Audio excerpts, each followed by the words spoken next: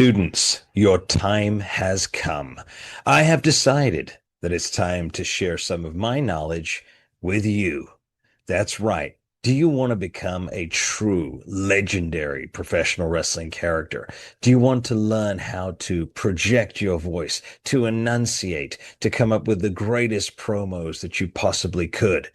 Then you need to join me each and every week for just $50. I am hosting a masterclass on Zoom. That's right. You don't have to travel. You can do it from the comfort of your own home. I will teach you how to become the greatest character you can be. I will help you discover who you truly are. I will help you with taglines, promos, etc., etc. Join me for just $50 a week in a masterclass of wrestling character development. There's a reason they call us the masters of wrestling. Welcome back, students, to this masterclass, this very special masterclass. In fact, because as you see at the bottom of our screen, the man has returned. The man has been through hell and back. My tag team partner, the tag team partner of tag team partners. Ladies and gentlemen, please welcome back the Bodacious Suave, Matthew Jacobs. Feels good to be back. It feels wonderful to have you back here, Bodacious Suave. I'm sure, Martin, you're feeling the exact same way. You had. We've missed you. I think Martin's having some anxiety because I think. Yeah, that's right. We talked about time has run out, pal.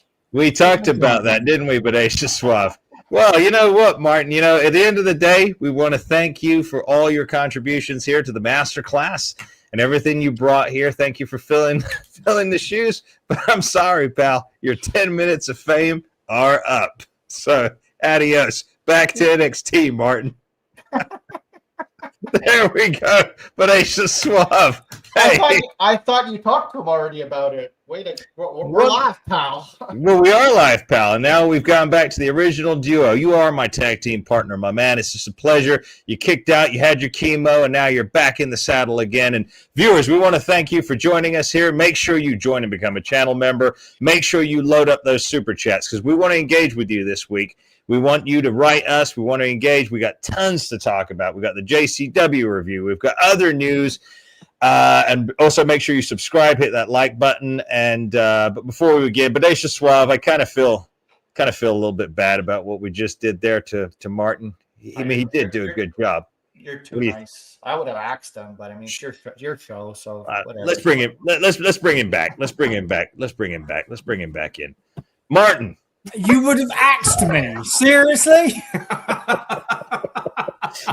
Well, you know, hey, it just goes to show how passionate you are, Martin. Yeah, we were just testing you. You wanted to ask me a few questions. I appreciate. I wanted to ask you a few questions. That's right. You know, good old what's it, Booker T? Who can do a Booker T impression here? Anybody? No, Martin. Martin, can you? Bodacious Suave? Not well. Yeah. You put me on the spot. You just reminded me of something. Yeah. What's up? Keep that. No. Keep that. Some news that came out from Mr. Booker to what. Okay. The bookworm himself, Booker T. Hello to all our fans. We see him coming up in the chats there. I know I've got one super fan right here. Actually, you know, guys, I had this fan right here, this Zilla, actually contact me on Instagram. You know, this is what we love. We love our smart fans who actually read the screen here. They followed me on Instagram, and a great comment. Thank you so much for the comment you left me there on Instagram. It really pleases that we are entertaining you and you're so behind us here on the masterclass. But let's jump right into some news, gentlemen. We've been talking about Saudi Arabia. You know, everybody knows the big move is happening. WWE are gearing up for that sale. But you know what the Saudi Arabians have been doing recently? You know what they've been doing, gentlemen? Construction on a new WWE stadium. Yes, it's indeed. A new stadium. Yes, indeed. They have built a new stadium where they are going to house professional wrestling, namely World Whining Entertainment is going to be housed out there. You know what's interesting about that, though? Yeah. We know more about a stadium being built than we do about the actual show. That's true. Exactly. What's going on? The only thing we know going into that is it's potentially AJ Styles' last match. We're talking about Royal Rumble. Bodacious Suave, you brought this up a few weeks ago. What's the deal with not hyping this event? Oh, I don't know, but we know. There's nothing. I'd like to pat myself on the back for calling all the Sami Zayn shots. Yeah. How do you like I them did apples? see that. I was like, yeah, all right. Yeah, can you bestow that wisdom upon our students here? What are you talking about? About Sami Zayn, the man who needs to wash and shave his beard? I'm not going to go too long on it, but I was predicting it since the summer that Sami Zayn was going to win the Royal Rumble, but then they kind of changed it a little bit and put him in a tournament, and the winner of the tournament will wrestle McIntyre. So of course Zayn wins his first fight, and then you look at the tour schedule, and it's like, well, Montreal, the winner advances. And I'm like, well, who has ties to Montreal? Sami Zayn. He's not going to lose. And then if you win in Montreal, you're going to Saudi Arabia. Well, who has ties to Saudi Arabia? Sami Zayn. Yeah. So that's going to be the biggest pop of the night, him winning the title. But I'm predicting this. He's not going to be the headliner for WrestleMania. He's just getting the belt at Royal Rumble, and then probably will lose it back to Drew McIntyre 2 weeks later on Raw. Mm-hmm. And then we're going back to the U.S. traditional way. Yeah. And then they'll set up a WrestleMania match, because I don't think Sami Zayn's a draw for WrestleMania. No, he's not a draw at all. You know what they're trying to duplicate here? Martin, do you recall way back when? Now, again, and I want to make this very clear to all of our students, because you know what, Martin, Matthew, I'm starting to lose patience with trying to explain the difference between wrestling fans. Okay, Bryan Danielson. Okay, what was his name in WWE? What the heck was his name? Daniel Bryan. Daniel Bryan. Okay, I forget his name. I was going to say, that's hard for you to remember, eh, Amir? Yeah, it is hard for me to remember. I tell you why, because it was non-monumental. Martin, I think we have to start our own show and axe this guy. Eh? Hey, I'm not axing anyone, unlike you, so you know. Yeah, exactly, Bodacious Suave. I tell you what, you got a little bit of extra confidence since you've come back here, Bodacious One. I did tell Cancer to kiss my ass. Yes, you did. And that we love. Yes, you did. You kicked it. But going back to Daniel Bryan, okay, here's a guy. This is a purist wrestling. And this is what I want to make clear here, because I got a lot of heat the other day on the Café de Rene, which I love, by the way. Thank you very much, and you're all welcome. But that's a purist wrestler. That's that's a athletic performance. That's a gymnastic duel, a Cirque du Soleil performance, in my opinion, right? Okay. But then there's sports entertainment. Now, someone like Daniel Bryan is not sports entertainment. That is not a sports entertainer. Just like Sami Zayn, he is not a sports entertainer. He is a wrestler, a purist wrestler, period. He does not become Hulk Hogan. He does not make a casual viewer tune in and suddenly become a wrestling fan. So what I'm saying is someone like that could never carry the company unless they're looking to down their numbers. If they're continuing to do that, I mean, I just think that's a stupid move to have him win the Royal Rumble and then have him give the belt right back to Drew. That's just, again, killing kayfabe all the more. Ridiculous. Yeah, the belts don't mean anything anyway, and everything they're doing now is cheap pops. Yeah, right. So because get the big reaction in another country. Just imagine. I don't know. Sorry, I might go a little bit too wrong here, but imagine if Sami Zayn doesn't win the belt. Our bomb's gonna go off. Well, he's getting paid to win that belt, right? Okay, the Saudis are getting a lot of money. The Saudis might lose their shit. You know, who's he in the final with? McIntyre. Oh, the final is. Yeah. So then, once we come back to USA, McIntyre will get a rematch and get the title back. It was just a cheap pop. If they put the title on Zayn, you think he's going to hold it to WrestleMania? He'll go into Mania and lose it. No, he will. He will. You reckon they're going to highlight him as the main event of WrestleMania? Come on, Sami Zayn, Martin. I bring you to Jey Uso and Gunther. Was it last year's Mania, and they were the opening match? Oh, very true. Yeah. They were the opening match there. You know, nonetheless, I think if they will do a huge. If the Saudis make a big deal about Zayn becoming champion, they're not that stupid to know that, they go back to the States and then he drops it straight away. That's not how you. That's not how you schmooze a potential buyer. Mm-hmm. Yeah. Yeah, that's true. They couldn't again. If the Saudis are paying top again, that's dollar, just my opinion. I mean, but then again, going back to Saudi when the deal first happened, a really good friend of yours, Mansour. you say that loosely, right? He wasn't allowed to lose. That's why at all the Saudi shows he beat Ziggler, Claudio. He wasn't allowed to lose, and then when he came back home, he still wasn't allowed to lose, which is why they stopped using him. Mm-hmm. I tell you what, they've stopped using him altogether. In fact, where has he gone? Bodacious one. Have you ever heard hide nor hair of this guy since I threatened him at WrestleMania last April? I think he did a little thing with Maven and maybe some indie work, but no, nothing. He's doing charity work. I don't know. Call it. I don't know, but nonetheless, let's not waste time. What's that? Isn't he on Ring of Honor? Does Ring of Honor still exist? I'm not that bored to watch Ring of Honor. Okay, I didn't even know if it still existed. That's what I'm saying. It does, but I mean, like, come on, there's a little bit more caliber out there. I'm not going to start sinking to Bush League level. You know? Well, I've got a lot of friends who work there. But you know what I mean. Like, it's not it's not the top. Again, it's pure wrestling. It's not, Yeah, which is fine. I mean, these are athletes. They made it. I'm not shitting on the product at all. What I'm just trying to say is, you have WWE, you have their main shows, you have AEW. Like, there's already too much wrestling there. I don't even know where it's on TV, so I'd have to go look for it. Ring of Honor is only on their app. I think it's not online. Okay. So let's talk about the app. Let's switch gears here for a second, because Martin, you brought up a valid point. You have to go to an app to find Ring of Honor, correct? So it's hard to come by. That's not for the lack of trying to find a TV station for it, but okay. I know he's been trying, and it is a shame because the Briscoes and FTR had like an amazing feud that was built on a story. It was fantastic. Okay. And it was some of Jay Briscoe's last work. And it's such an amazing body of work. It's sad that it wasn't seen on TV.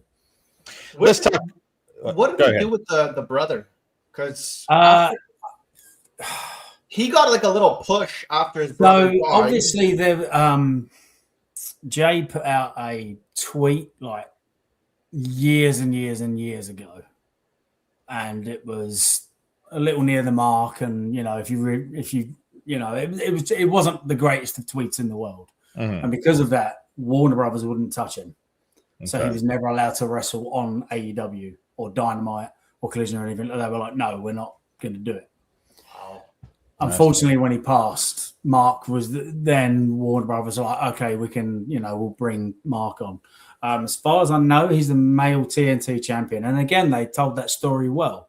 He was, it was the underdog. It was one of the better stories they did. He was losing and losing and losing, and it's just, they built him up, and then he finally won the title. So, yeah. Well, no, I understand that, but I just think coming back to what you said about work, and I want to talk about this because Bodacious Swab, I sent you the interview. Martin, I know you watched the interview. In my opinion, the smartest man left in pro wrestling today, our dear buddy Vince Russo. Now, again, I listened to that interview he did with Ken Kennedy. I had the pleasure of working with Ken. I spoke with Ken. I also spoke with his co-star. Ken, what was his name? I forget his name. For my apologies, because I've talked to so many people. But nonetheless, great interview. And some of the things that came out there were just pure wisdom. As Vince was saying, you've got this work rate wrestling, which has now proliferated everything, Martin. It's proliferated WWE. It's proliferated AEW. And what it's done is it has completely segregated. Matthew, we did the stats. If you go back to the Attitude Era, pro wrestling has lost on average, about 13 to 15 million viewers. Millions. Exactly. Millions. Yeah. Millions that used to tune in every week are gone. And when Vince Russo broke it down, he broke it down to perfection. I understood him because I'm a writer and I've been writing for years. So I understand storytelling, right? he said that the wrestling matches themselves get a dip. So when people are watching these TV programs, especially if it's a long match, yeah, I found that really interesting because I found that really, really interesting. They tune out. What do they do if they watch it on replay? What do I find myself doing? Fast forwarding to the promos or to the backstage vignettes. And if the story grabs me enough, then I will watch the match. But if the match is too long, I'm going to turn it off. Now, go back to Shawn Michaels and Bret Hart, WrestleMania 12, the Iron Man match. Okay, the build, the story, the stakes of that were so high. That is about the only 1 hour wrestling match I have ever watched in my entire life. And I wasn't bored of it. But Aisha Suave, would you agree with this? Of course you would, because it's Bret Hart. Yeah, but I was actually rooting for Shawn Michaels that night. You were? Yeah, I'm embarrassed to say. Yeah, you know why? Why? I was 7 years old, and that's just how powerful WWE is. They're good at brainwashing you. Mm-hmm. So they were building Shawn Michaels so much, right? Mm-hmm. So I was 7 years old. I fell for it, and I remember when Shawn won, I was at my friend's house, Kevin Challenger, and I was celebrating. But now, looking back 30 years ago, I was like, what an idiot I was. But they got me, and that's what WWE is. They brainwash you. They feed you so many times, like the radio. They play that same track all the time, and you're like, man, this is a good track because you're hearing it over and over and over. Yeah. But the point I'm trying to make is the story was so built, Martin. It was built so well. Yeah. Hey, can we get rid of Red Fox here? But Aisha Suave, you know who Red Fox is? Well, I'm reading Bret screwed. Wow. Bret. You know what? I don't take no Bret Hart slandering, eh? So I'm going to have to keep you two co-stars away from each other in the future. You know, our dear correspondent, my co-star over there on the Ultimate Truth podcast, all about the Ultimate Warrior, which we had a tremendous guest, gentleman, this week. We had Steve Wilton on with us, who managed the Warrior up until his death and then worked with Dana until 2019. Can you believe that, gentlemen? Yeah. So going back to what I was saying, though, building a story, when Vince Russo talked about that, he was so true. So I think the WWE and both AEW now are doing the disservice to all the other wrestling fans by just advertising to the purists. But the problem is now it's spilled over to all these young aspiring wrestlers. Instead of focusing on how do I make a mark, not a mark, but how do I make a mark? How do I become a household name? How do I really captivate an audience? They're being brainwashed into just thinking, oh, okay, I've got to get this moveset down perfectly. I can't make any mistakes in the ring. Oh, I've got to rehearse every single bloody thing I do so it looks friggin' choreographed when I'm out there in the ring. That is pathetic. And that's why I said, Vince Russo, I champion you, sir. He's going to be appearing with us soon on the podcast. I just applaud him so much. He's the only one, gentlemen, the only one out there who completely fundamentally understands the TV aspect of wrestling. Yep. Uncle Paul is failing miserably because, like you said, he's a wrestler. All he's focusing on is the matches, the moves. That's it. Yeah. He's not focusing like Vince. So I don't know. What are your thoughts, gentlemen? What do you think about this? Well, again, what I thought was great about it is, as Vince said, the shows are being booked by what the bookers like watching, and it's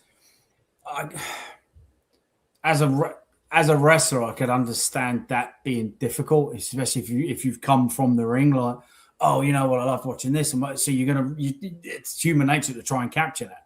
Yeah. But then when you're in the outside looking in, you can go, well, that ain't working. That's not working. That's not working. What's working? Pop culture. Boom, come here. So it's if you're in the thick of it, that's exactly why back in the day, Vince McMahon looked outside and said, okay, what do I need to, like, he looked outside of that. Yeah. And then he got writers in, you know, so it's. Yeah, exactly. But again, does someone want to relinquish complete power? And okay, well, how about we do my idea? Because your idea is better than mine, but we're not doing it because, you know, so does it just come down to someone not wanting to listen because they've got the best ideas, or I don't know. But Aisha Suave, you and I, you were cut from the same cloth in terms of what drew us to pro wrestling. All right. Number one, I want to state we're not marks. Okay. The definition of a mark is not what we are. All right. I tuned out. Matthew, I don't know about you, but once the Ruthless Aggression was over, I didn't watch wrestling. I never watched another pay-per-view again. Dead after that, it was bad.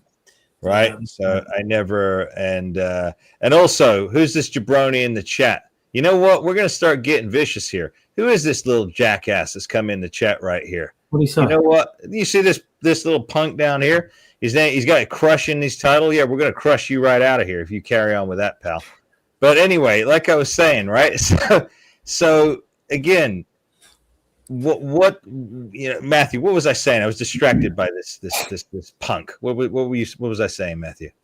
I don't know. I don't listen to you when you talk, to be honest. Oh, really? But Aisha Suave. No. You want to be objective too.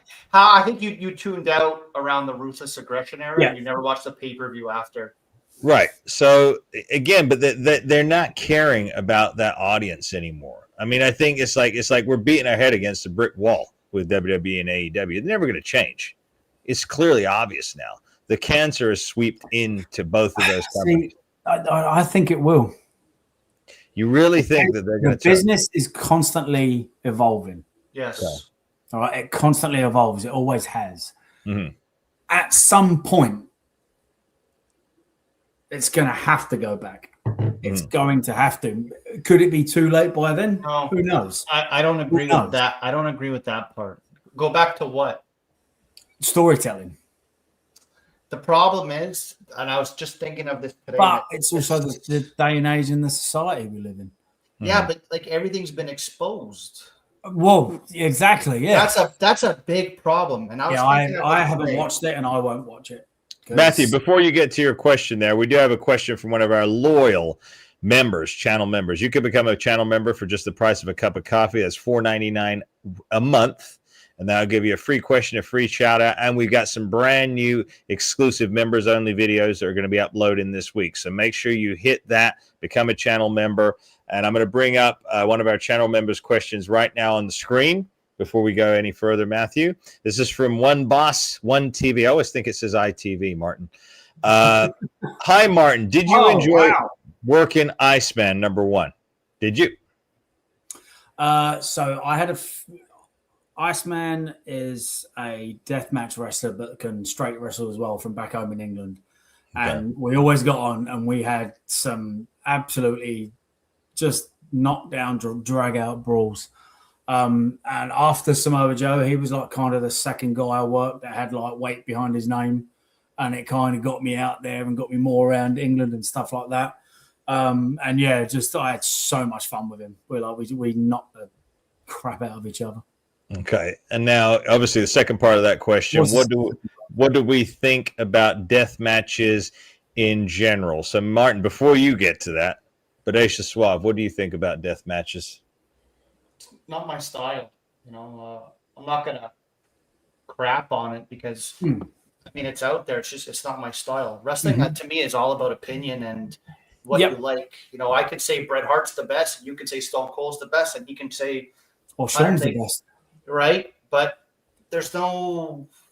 It's like Rock and Roll Hall of Fame. It's all just opinion and what you mean. Like. So you mean like the Sap himself, the Sap man and his stupid company, Fightful Pro Wrestling, that make up stats and make up awards. Yeah, but I don't even know why that works because I mean he's not fooling anybody, right? So he's just got his own agenda and. Maybe getting a few sponsors, but you're not fooling anybody. I mean, listen, wrestling fans can be dumb, but they're not that dumb. Like, no, you're not fooling anybody. No, they do fool some, the casuals, I think, maybe, but not. Hey, this Red Fox guy, my temperature is really rising. I'm telling you, man. He's too. Red. Hold on. I'm getting hot in here. Okay, he's getting hot. Red Fox. You better calm it down. But death matches. No, I mean I agree with what you said, but Aisha Suave. End of the day, I think death matches are trash. My opinion. Again, you both know I'm not holding back my opinions ever.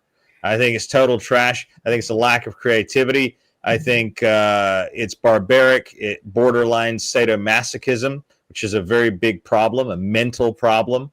And it's very dangerous because children watch wrestling. As you know, I actually got a certificate from the state of California this week. Congratulations on that. That was great to see. For working with the communities. Thank you to Deshaun and all the team over there with the wonderful things we're doing at Comptomania. And that's what it's all about. So I don't like promoting that kind of violence and that kind of idiocy in front of a crowd where I know children are there. Now, again, there are certain companies out there, that's all they promote, right? They just do all these death matches and stuff like that. That's fine. They appeal to that crowd, but don't bring it to the mainstream because we don't want it. It's not part of, you know what I mean? Amir, as your secretary, you just got booked and offered to fight into a death match. And I did. Yeah, we'll give you a $5,000 pay. Do you accept? Absolutely not. That's not enough money first of all, I'm not going to mess up this face, Bodacious Suave. So there's no way I'm going to. A gentleman wins the contest. He does not partake in a brawl, in a barbaric brawl. Okay, and Amir, this is the last time I say this. Control your members here. I am. With the slandering.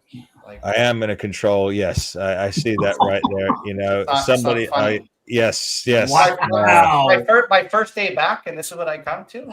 Damn, They're bringing the heat. Because Bodacious Suave, we finally got what we wanted. We got wrestling fans that understand sports entertainment. That's why they're here. We got those fans.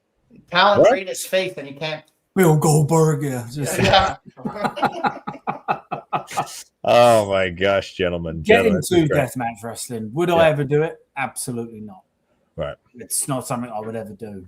No. I did, however, one time I worked a show where I thought was just a regular show.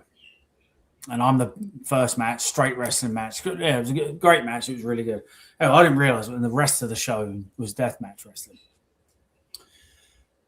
The one thing that I did appreciate was it was a lot of guys from Japan. And I'll give them their due. They made each thing they did, they built to the finish. So I'm like, well, at least they actually told a story and made it make sense as much as you can make sense out of it. But just again, it's not my cup of tea. But again, as you so rightly said, Bodacious, wrestling's subjective. So, would it ever catch on in the mainstream? Of course not, because obviously TV licensing and branding times and watersheds and stuff like that, it's just impossible, So it has its niche audience. But if you are going to go down that route, at least make it make sense. That's the best advice I'd give. Because if not, if I was to ever do a death match, I would be in a boiler suit, a massive head guard. Like you wouldn't see any of me. I'd look like I was an astronaut. No, you know what you do if you're in a death match? Not do it. Yeah. Yeah, not do it. Pretty much. But if you were forced into do it, isn't it called a death match? Are you not allowed weapons? You don't even need to touch the other person. If you catch my drift. But anyway, I'm not advocating that. That's entertainment. This video is just made for entertainment purposes, ladies and gentlemen, just so you know. Continue, Matthew. You're about to move on here. You got some more. Oh, you want me to take over the show now? No, I'm asking you. This is an equal opportunity. 10 minutes of fame. Come on. Yeah. Guys in the chat, you guys get free chats here because I just want to know what you guys think. But guys here, Master and Martin, is there something I'm not seeing with this Kit Wilson guy? Kit Wilson. This is this new guy who's coming into WWE, right? Yeah, with this Barbie music. Barbie music. Oh, that's I think he's one of your people. He's a Brit. Yeah. Sammy What an Suave, embarrassment. as he used to be known as. Sammy what? Suave. Oh, he thinks he's suave, does he? Coming out to Barbie music. He used to look completely different. So yeah, he's not a bad looking guy, but I'm just kind of like, I don't know. This for me, this doesn't work in 2026, and it's not going to be. You're going to be that lower card talent putting people over, and people are just going to feed into you for your entrance music, which is really complete garbage. But because it's different and Barbie-ish, people are jumping on it. But guys in the chat, is there something I'm not seeing with this guy? Honestly, you shouldn't be seeing anything. This is a low-hanging fruit attempt to try and get someone over. Not his fault. It's going to be difficult now because obviously he's a singles wrestler. When it was both of them, when they were pretty deadly, it kind of worked because it was something different in a tag division.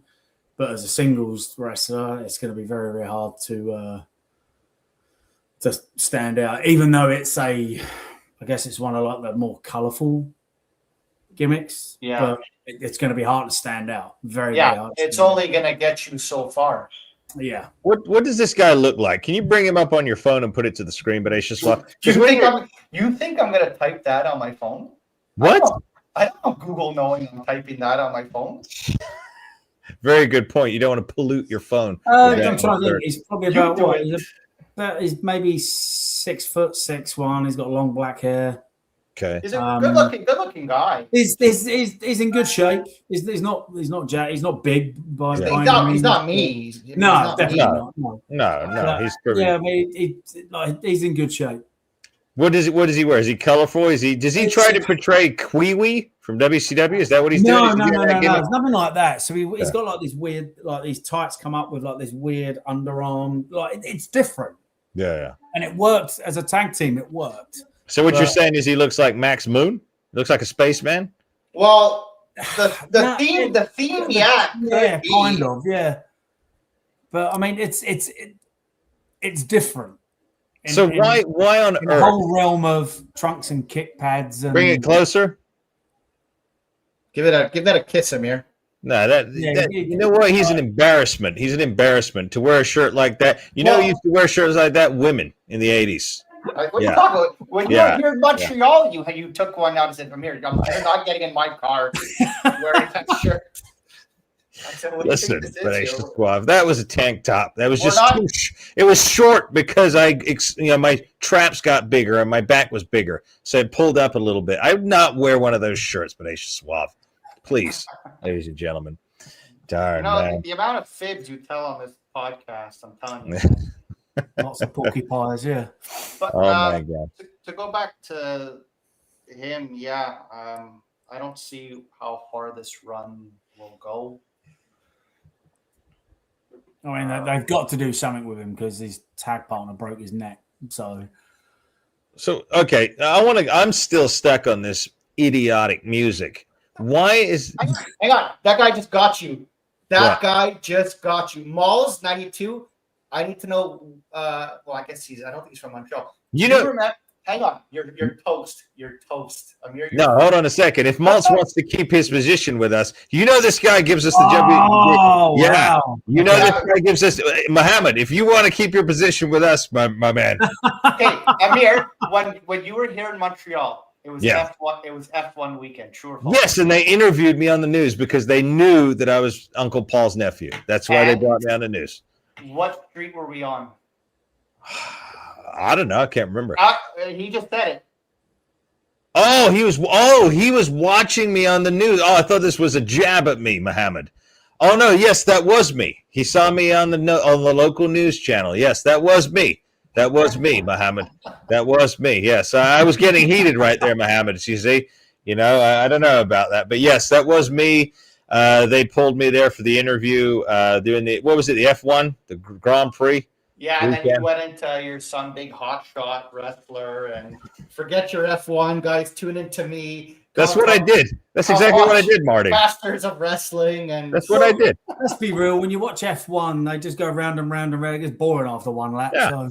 Yeah, I don't watch that. Yeah, I don't. You know what happened is they took a pit stop and they wanted to find some entertainment, so they came over and they spoke to me. They also got a dash of intelligence with it as well. But there you go. I digress. Well, Maltz 92. That was a true story. I brought Amir. He came out here for F1 Montreal and then a wrestling convention, so I brought him downtown. And we did walk on Crescent Street because it is the party street in Montreal. And he just so happened to get interviewed by a local news station. Of course. That day. So, there were many other people there, Martin, but of course I was the one that. I've got you. You were the one that was. Yes. Oh, you had the finger point. I get it. Yeah. I did this, and then I put him over. I did the point right at him right there, and that's what happened. That's why they wanted me on there. I'm still, by the way, Bodacious Suave. You're handling all of our affairs up there. So I'm still waiting for that check from that company. So you need to follow up with them because that percentage goes to you as well, my man. Oh, I've already spent it all. Yeah, that's gone. Yeah, sorry. Snooze, you lose, pal. Oh, it's man. Canadian money, so it won't work out as much for us. That's true. Sucks, That's true. Yeah. It's not going to do any favors for us. Hey, join in the chat here. Anyone who's viewing the channel right here, load up your super chats if you want to get involved. If you want us to discuss something, if you want to chime into something we're talking about, if you've got a question to ask, use a super chat or join and become a channel member for just $4.99 a month. That is the price of a cup of coffee. What happens when you spend $4.99 at Starbucks? You drink it. A few hours later, you piss it out. At least here, you become a valued member of the channel. Hey, sometimes our channel members get promotions around here. Like I said, we got Muhammad in the chat right now, Maltz92. He's giving us the JCW review. He does a tremendous job, this man. I tell you, back in the day, I used to read Power Slam magazine back in the UK, and this man would have been a fantastic writer for Power Slam. He is actually a writer. He's up in Toronto, actually, Bodacious Suave, Muhammad. He's up in your neck of the woods right there. Like Mohammed, the review I read today that you wrote was it was fantastic. So yeah, we're going to be getting to that at the top of the hour. We're going to be switching over to JCW review because that was a tremendous episode last week. Of course, my gosh, they're just doing wonders over on that channel. But coming back to this guy quickly, what the heck is the deal with the Barbie music? How does that make sense? This is what I'm talking about. How does it make sense for this guy? Why does he have Barbie music? Tell me. What does his character have to do with Barbie? Is he Ken? Is he Ken? I don't know. I don't know. I'm not gonna say he's not a flamboyant character. He's not. I guess just because like the first thing you see is what he's wearing, but again, as the team, it worked. Mm-hmm. I just can't like. Were they using the same entrance music as a team? I think so. Don't quote me on that. I could be completely wrong. As a team, they worked because they were good. They did bounce off each other, and they were very, very good at it. I don't know if it's going to work on his own. I think that's one of those. They could have said, "Hey, disappear for a month or two, come up with something else, and we start to look at it." Yeah. The talent when you're a singles wrestler and you get promoted to it's too strong. Who would be at his status that he could fight regularly? What? Ilya Dragunov, I guess. It's going to be people like that. Is that entertaining and is that something we want to see? Yeah. Like he fought Zack Ryder, okay, but when I saw that happen live, I'm like, well, Cardona's it's Cardona's done now. That's one of those matches. It's one and done. Yeah, and Cardona's fresh meat, so they're going to put him over, right? So that's I just see him being like the new Miz. He'll be on that mid card, maybe just below mid card talent, putting people over. When did wrestling actually drop into this abyss? The more I talk, the more we're expounding upon knowledge and sharing it with our students here and bringing them up to that intellectual prowess. It's like the more I think about it, when did this drop off occur? When did sports entertainment get pushed out of wrestling? Because wrestling is now, like when you guys are talking about it, when we're talking about guys like that, to me, I'd have more fun watching paint dry than watching that. These guys are not larger than life. There's no it factor to them at all. They just look like a regular dude at the gym. That's it. This guy, I think he is over. Yeah, but to who, Bodacious Suave? The internet wrestling fans? That's it? Is he over globally? Is he over to the casual viewer? No. Okay, let's watch this. He was on Chris Van Vliet. It came out this morning. Okay. Chris hang on. Don't get all pissed off at me, pal. I'm your co-host here. Chris Van Vliet, I think he releases X amount of videos a month, and then he ranks them based off views. Mm-hmm. Let's see who gets more views, Kit Wilson or Paul London. Well, that's probably why he did it, see? He probably did. Okay. If I will for a minute here. He knew that Paul London, the legend himself, dear buddy of ours, he knew that by putting that out, that's the top of the top. Yeah, that's the mountaintop, right? So he follows it with this lesser guy here, down here. I'm telling you right now, that interview is not going to go anywhere near Paul London's, because Paul, our dear buddy, first of all, the man is a genius in pro wrestling. He understands it through and through. He's old school. He was in the last era where it crossed over and hit the casual fan, which will rope them back in. This new guy, I hadn't even heard of him until you mentioned him. And when you showed me a picture of him, I just look at him and think he looks like a damn mess. That doesn't look like a champion to me. Looks like an idiot. So, I mean, I'm just being honest. I'm being honest. It's like, if I hurt anybody's itty bitty feelings, oh, well, that's life. I'm not here to please you. I'm here to share and move it along in the narrative that we believe. Like I've said, I've made that stance before. We're here for sports entertainment. That's it. We're talking, right, Martin? Yeah, and again, that's like a hard comparison to do, because obviously, as Amir said, with Paul coming up when there was tons of house shows, and the contracts were completely different. It was like the more you work, the more you got paid. So you wanted to be on house shows, you wanted to be on pay-per-views, and the higher up on the pay-per-views, you got paid more and stuff. Like, it was a completely different time period. So like, Paul's got such a wealth more of knowledge to open up about and talk about. Whereas, and again, this isn't Kid's fault. Ours was the same thing. You get paid a lot of money and you work once a week. It doesn't compare. And that's the thing that frustrates me the most, because I always wanted that. Yeah. Like, give the me road schedule. Yeah, I always wanted that. I want it to be working constantly. Yes, it's a grind. Yes, but that's what I got into the business for. That's what made me fall in love with wrestling. Yeah. It's just like, you knew that they were out there all the time, touring and traveling, and Yeah, the difference between Paul and this other guy, Barbie Man, the difference is Paul, like I said, Paul lives. He's been around the world. Yeah. He teaches people. He understands booking. He understands this. He doesn't sit on his ass backstage playing video games. He's out expanding his horizons. He's visiting, nature, historical sites. He's experienced life. This is what I'm saying. This new guy, what the heck is he what's he going to educate you about? Seriously, you're going to sit there? I'm not going to listen to the guy's interview, quite frankly, because how old is he, first of all? But I should swap. Do you know how old this guy is? Oh, I don't know. Maybe maybe late 20s, early 30s. Okay. I say, because right. he was coming up after I'd been let go the first time. Mm-hmm. So when I went back home for a bit, he was up in the ranks. So he's such a nice guy. He really is. He's such a nice guy. Hey, I'm not saying he personally. Again, I can see where you're coming from. Yeah. Personally, I'm never taking a shot at anybody, right? We're talking about in this fictitious make-believe world called pro wrestling. That's all we're talking about here. Mm-hmm. The business side of that fictitious world. I want you students to understand that. I would never put someone down personally unless they were a total friggin' idiot.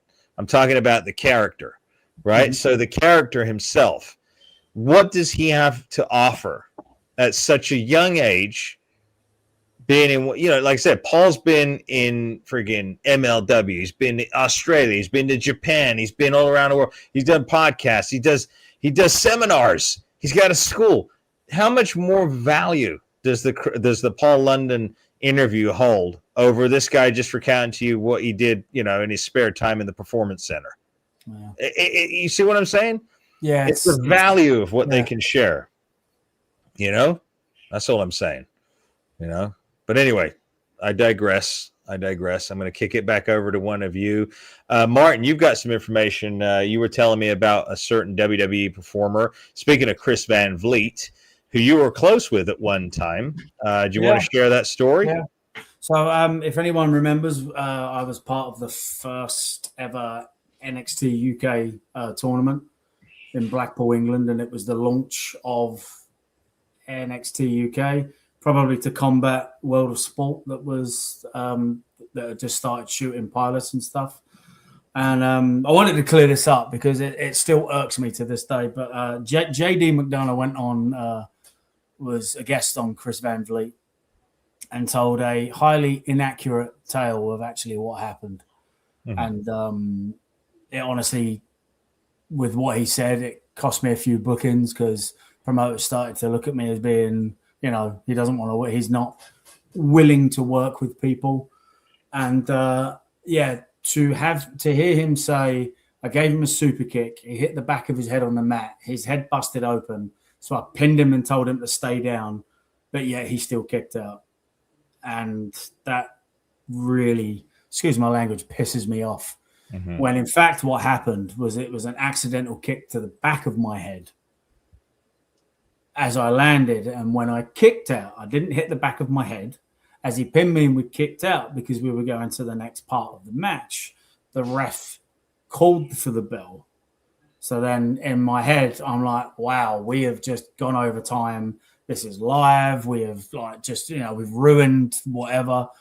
And that's when I look at the ref and he's like, you're bleeding. And I was like, what do you mean? And then as I sat up, obviously all the blood's on the mat and stuff like that. So it was just an accident. Mm-hmm. But to spin the narrative that it was, you know, oh, well, you know, he hit his head. Wasn't my fault. And then he kicked it. Like just that there was, again, I'm not there anymore. So you don't need to drag my name through the mud. Mm-hmm. But just, you know, piss off. Leave me out of it. So yeah, just wanted to clear that up. Yeah, I never had any no love lost for that guy. That guy is after that ridiculous move. Remember when you sent me that Bodacious Suave when he almost broke his neck when they threw him back against the ring? Because obviously he called for that spot because he's, again, a sensationalist, just trying to use whatever sensational moves he can to get over because he can't get over based on his character. Let's just call a spade a spade. That's exactly what it is. I never understood his involvement with the Judgment Day. I thought he was one of the weakest links in that. Yes, Martin? Finn Balor's student. Oh, then that explains it. That explains it. Hold on one second. We got a super chat here. This definitely is from one of our true loyal fans because he's listening. He hit that super chat. That's what fuels the juggernaut that is the Masters of Wrestling. That's what's fueling the truth. He says, Martin Geordie lad here. Show the bros UK humor. Well, I'm upset you said bros because that's not a British thing, mate. Come on. Come on, John. But I appreciate that, my man. Thank you. Yeah. I'm trying, mate. Just a lot of people do not get my sense of humor. So oh, believe me, I tell you what, I get the same thing, Martin. You know, when we're from the homeland, when we're from the motherland, the land that birthed these here United States, because that's what created it. You know, a lot of Americans, you know, Bodacious Suave, you're up there in Canada. You're part of the motherland too. You're part of the Commonwealth. You're safe. You're safe. You've got our monarchy on your currency up there. You know, you've got it all. You've got everything that we have from the homeland. Yeah, you want to come live here in the minus 30 weather and 20 hey, inches this of is snow? going to make you laugh. So the weather right here now in Florida, it's colder here than it is in London right now. Really? What's the temperature right now, Martin? It's like 30 odd. Which 30 isn't... degrees. That's freezing. That's 2 degrees below freezing. I mean, yeah, it's cold for Florida. Us were 30 below freezing. But I was going to say, we're saying 30, and obviously with like 12 inches. The weather of snow. right now is it's 51 with a chill factor of 34.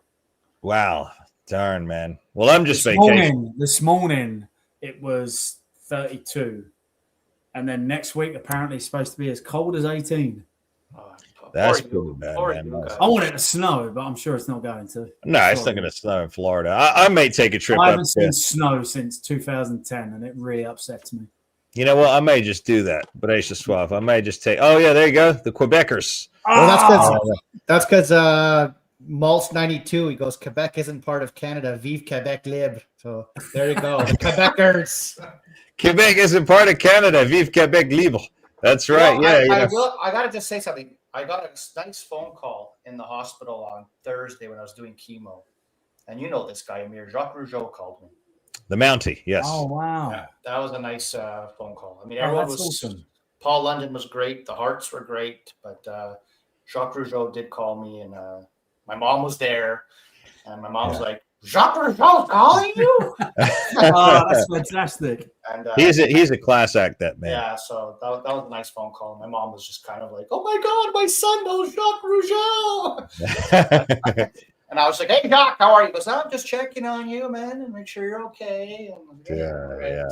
True legend, man. We have to get him and Ray both back on the show. You know, as I said, Ray, tremendous gentleman. You know, two men, tremendous. I hated all the controversy that happened with them and the Dynamite Kid. Do you know about it? Do you know about it? I've seen so many different. Like, obviously, I've heard the stories, but I hate that fact because now when I watch their matches, because they had some of their tag matches were phenomenal, and just SummerSlam '88 just taints that match a little bit for me because I'm like, someone took a rib too far and tried it on too much, and just I mean, I get it. Hey, if you're gonna keep barking, then you got to bark back, but. Oh, man, every time you say bark, I think back to that Jim Cornette promo when he turned the British Bulldog and he says, "This is one dog whose bite's a whole lot worse than his bark," or something like that. I remember that. Brilliant when they turned it. But we got a question here from Matt Bannister, our dear, valuable channel member. This man has decided to not spend his $4.99 on a cup of coffee today. He invested it in the Masters of Wrestling to fuel this juggernaut, and this is why he gets to ask questions on every single live stream. I have a question, fellow masters. I like the way he addressed us. He understands. He's a master himself. Lui, il est un maître, comme on dit en français, as we say in French.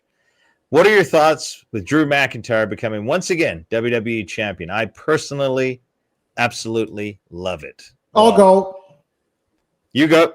He's just holding the belt for Sami Zayn to beat him at the Royal Rumble. You would have to be the killjoy on this bodacious swap. That is not what he's asking. Matt is asking, what do you think about it in general, like him being champion? Well, he deserves it. I mean, he should. He could definitely be a top guy on the roster, right? Yeah, he should be a top guy on the roster. I mean, it's hard to say he's not, but it's just the way he's booked at times. It just doesn't. Can you really see Sami Zayn beating him clean on top of it? Can you really freaking see it? You could. I can. I tell you what, man, that is. But it'll make no sense. It'll make no sense, though. No. You beat Gunther clean for the IC title, and that didn't make sense. And how long did he hold the title for? Wasn't long. He didn't hold it for long, but it wasn't in a foreign country where they're looking to potentially sell. If I may, I'm not saying it's going to be like I'm not saying it's going to be like a year-long run or anything like that, but it's not going to be. And again, if I'm wrong, then I hold my hands up to it. I'm just going to be very surprised. Hey. Boys, are we doing all these deals and what they're trying to do with everything? I can't see him winning at the Rumble and then coming back and 2 weeks later lose. I can't see it. I can't see it. Are we doing a watch along? I'm not watching the Royal Rumble. You couldn't pay me. I don't know, viewers. Hey, if you want to pay us to watch the Royal Rumble in your reaction video, streak of not watching a WWE pay-per-view. I have not watched a WWE pay-per-view in its entirety live. The last one I watched was Mania when Cody finished the story. Did you get a refund for that? That show gave me a lot of hope. Because all that show was special. Okay. It was a rebranding, it was a relaunch, and I was like, maybe they are going to turn this around. You know, honestly, the last pay-per-view I ever really, like when I really dig back into the recesses of my mind, was WrestleMania 20. That was it. That was in Madison Square Garden when Triple H and Chris Benoit and all that. That's the last one I can remember watching. I think I watched it with Chris Masters. I was out here. We were doing. I trained with Chris maybe a week before that. Mm-hmm. Maybe 2 weeks before that show. Yeah. Yeah. That was probably the last one. I mean, I don't know if you viewers want to sponsor us to watch the Royal Rumble and give us your. I mean, hey, I mean, we could do it. I mean, I'm not going to volunteer to do it, Bodacious Suave. I mean, I got better things to do for 20 hours than watch the Royal Rumble. It's about 20 hours. I will happily do a watch along of old pay-per-views like 2000 era. Oh yeah. Do you know what I watched the other day? SummerSlam 2000, SummerSlam 2002, Kurt and Rey Mysterio opener. That show was amazing. Okay, I will. Go ahead, Bodacious Suave. I got to give a shout out to a few people here. Go ahead. WWE Vault just they put out some I think opening matches of Royal Rumbles yesterday, and there was Stevie Richards against Spike Dudley. Okay. Mm-hmm. Great match, and the referee was Jacqueline. Oh wow, interesting. Wow. Now, and Victoria was the valet for Stevie Richards. Victoria, if you're watching. No, that was awesome, that group. Yeah. Hey, Victoria, if you are watching, hold on, Martin. Victoria, if you are watching, the Bodacious Suave is married, so please ignore his advances. Continue, Martin. So those two as a couple was awesome. I loved every part of that. But the fact that Jacqueline played the referee, go watch it. It's a 5-6 minute match. But oh, damn, I thought you were going to say it's a 5-star match. I was about to slap you through the screen, but it was entertaining and fast paced and well done. Victoria got involved. Jacqueline as a referee, wow. You wouldn't even know that was Jacqueline. She did such a great job, in my opinion, as a referee. Martin, if you want to watch it, that'd be great and see if I'm. Yeah, I will. No, I will. You were in the business, so if you can just see, especially the female referee in the year 2004, she was loud, she was energetic, she did such a great job, and I'm like, you know what? She should be a referee today, other than these females they have, and I heard too that being a referee is a good way to get into the business. That's where you learn a lot of stuff.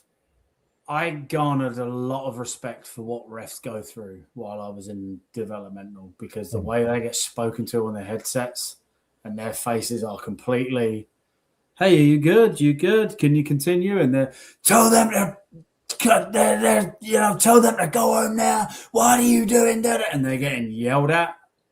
Because I'd be headset off and I'd quit. Well, Martin, seriously, Martin, we've actually had a referee pop up in our chats today. Yes, we have, and she actually said it is going to rain in Florida on Saturday. Again, she said it's going to snow on Saturday, and so it will actually be snowing. That would be my wife. She is a referee in the wrestling world. Yeah. So, yeah, I'll get your number after off Amir, and I'll just send it to you. It's at the last match of the Vault, a 2-hour thing, but go to the last match, and it was just great. And they used Victoria as the finish.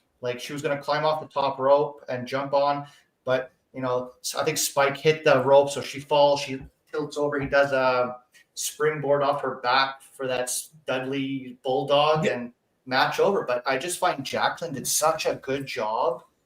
And kind of made the match to it. It helped him because you have to have a good referee to make the match, right? If your referee that you see on the indie shows is overweight, slow, and just one, it can kill the vibe. Look at some of the greatest referees that we remember: Nick Patrick, Earl Hebner, Dave Hebner, right? Danny Davis, Joey Morella.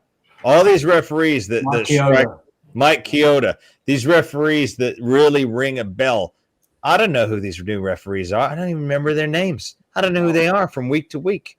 I know this guy. The only thing I do know is that one female wrestler in referee in AEW, but I don't know what the heck her name is. But just because she's been plastered everywhere, that's the only reason I know her face visually. I don't know who she is.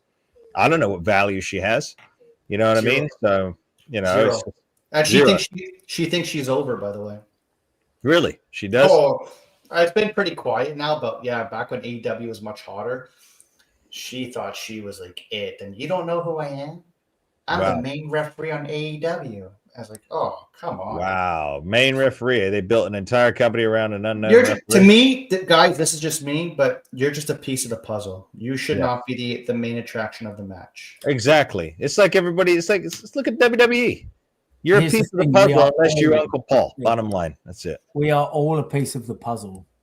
There's the guys, and again, you can only really say this from back in the day, but now I feel that this is what the problem is with wrestling and why we don't have, and why the fans have dropped off, apart from the storytelling. Mm-hmm. Especially WWE, they are selling a show. They are selling Raw. They're selling SmackDown.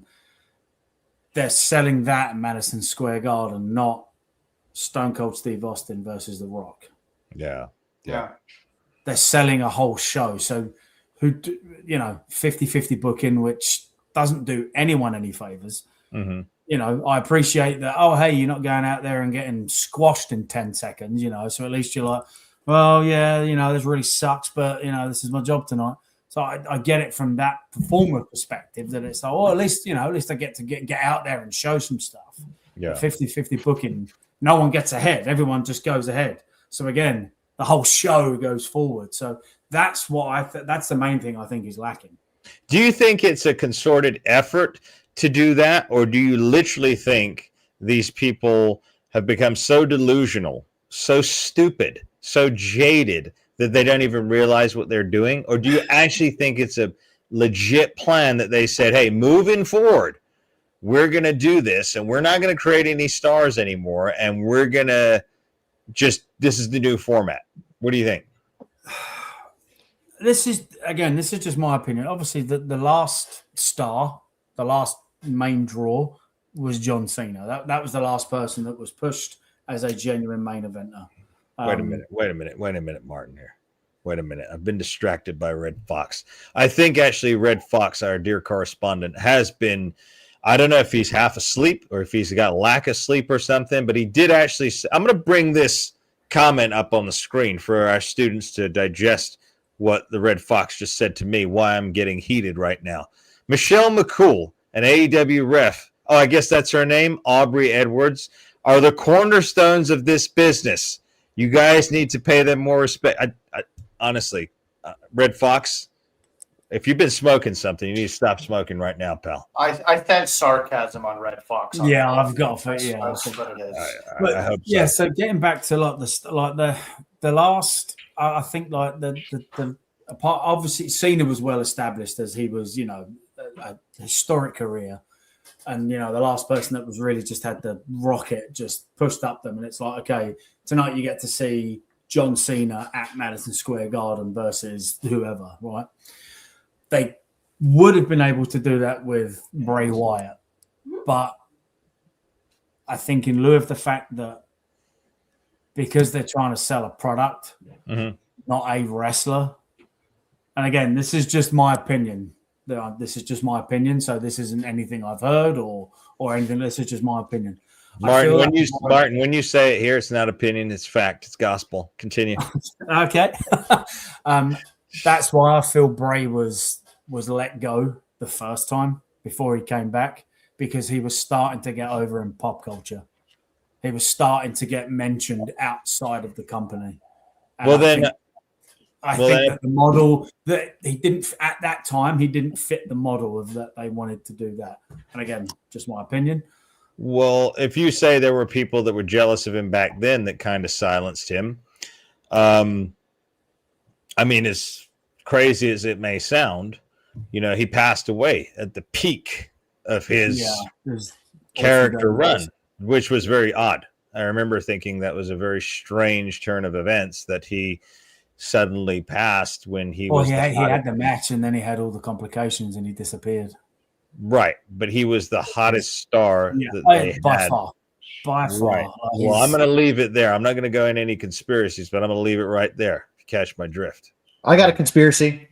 What is it, Bodacious Suave? Martin, did you ever work with Terry Taylor?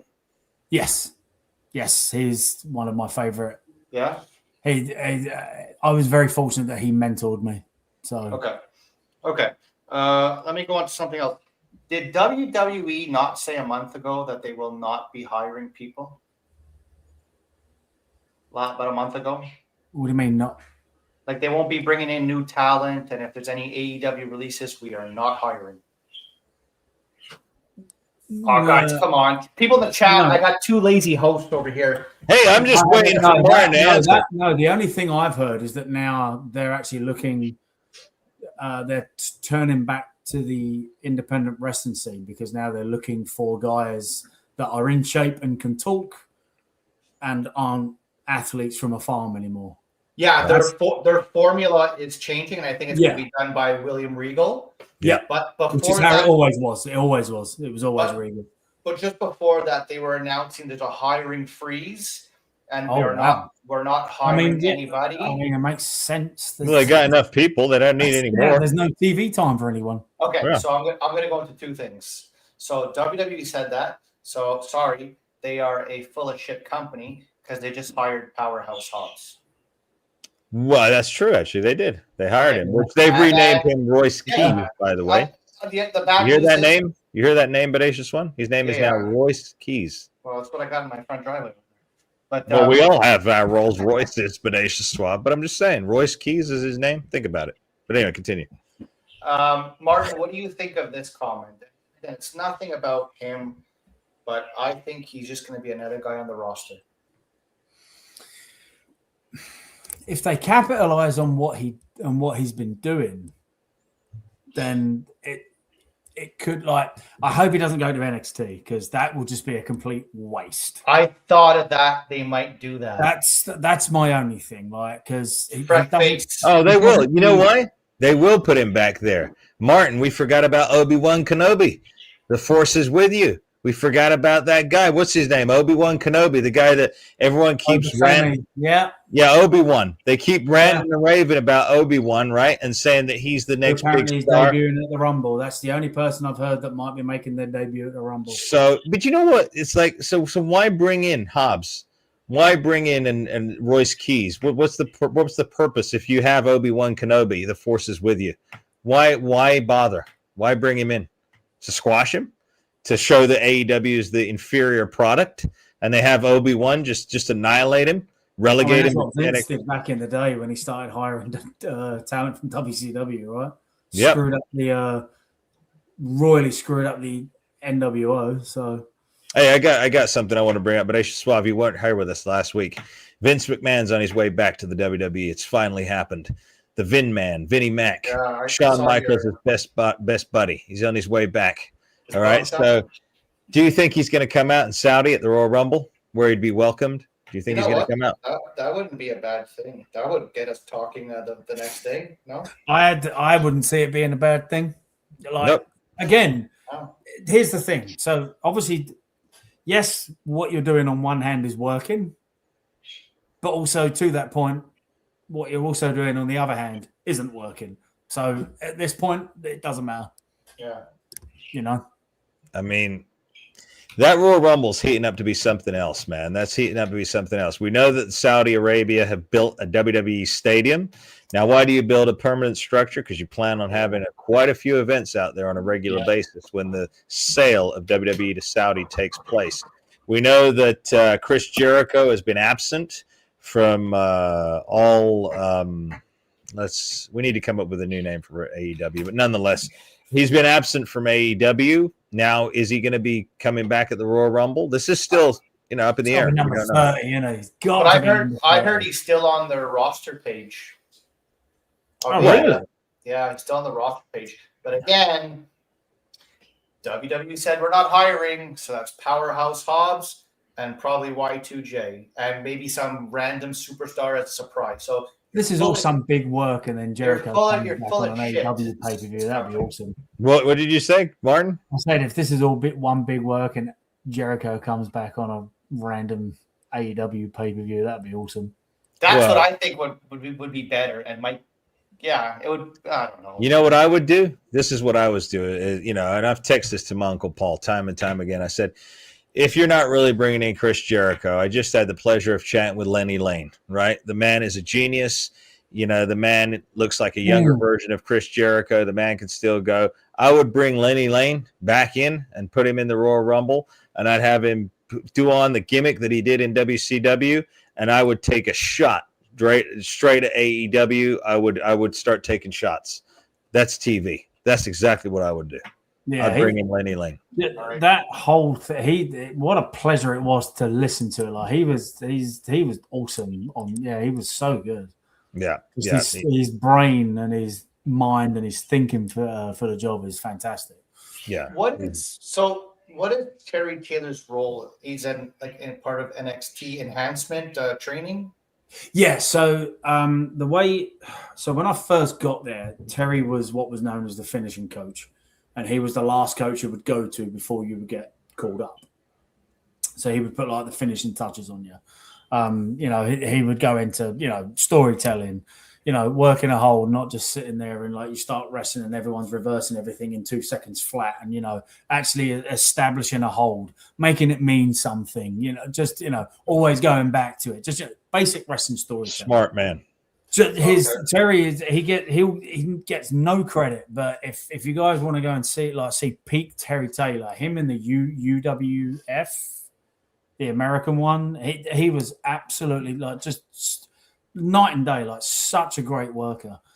Anyway, then when Shawn came in, it kind of split. So then you had the Shawn clones and the ones that the man can do no wrong in his class, who was the finishing coach, and then you had Terry as well. And I was very, very fortunate to be in Terry's class, and I was with Terry for my entire time there. Do you know the event? It's called the Big Event. They do 2 a year in New York. Big event. Yeah, it's an autograph convention signing. They do it in close to New York City. I can't remember. The one in not Poughkeepsie. No. I think yeah, it's a big convention. Yeah. Yeah, I think in Brentwood, New York. It's the one that Rico went to, Amir, not that long ago. Mass P's 101. I see it there. That's my friend Mass. But just go off topic. Terry Taylor got booked for March to do an autograph signing at a convention. Red Fox, there you go. Terry Fox, Terry Fox. Actually, that's a question. Do you guys know who Terry Fox is? I mean, but this is what I'm thinking. Is Terry Taylor only going there to possibly recruit young talent? Because there's a lot of indie wrestlers that are also booked for this convention. So is he going to be doing handshake deals and trying to bring someone to the WWE? I mean, because I found that to be extremely odd. Terry Taylor. Well, I mean, again, we are allowed to take outside work as long as it's booked through the company. So I ended up doing 3 indie shows while under contract because it was booked through the company. So you can book the talent. So I mean, that could be, but I mean, it's well known that back when PWG was a thing, Mr. Regal and Canyon Seaman would be at their like big shows each time, like their main show that they would do. They were always there scouting. So maybe, but if there's a lot of indie talent there in matches and guys that are making buzz, I'm sure Mr. Regal will be there.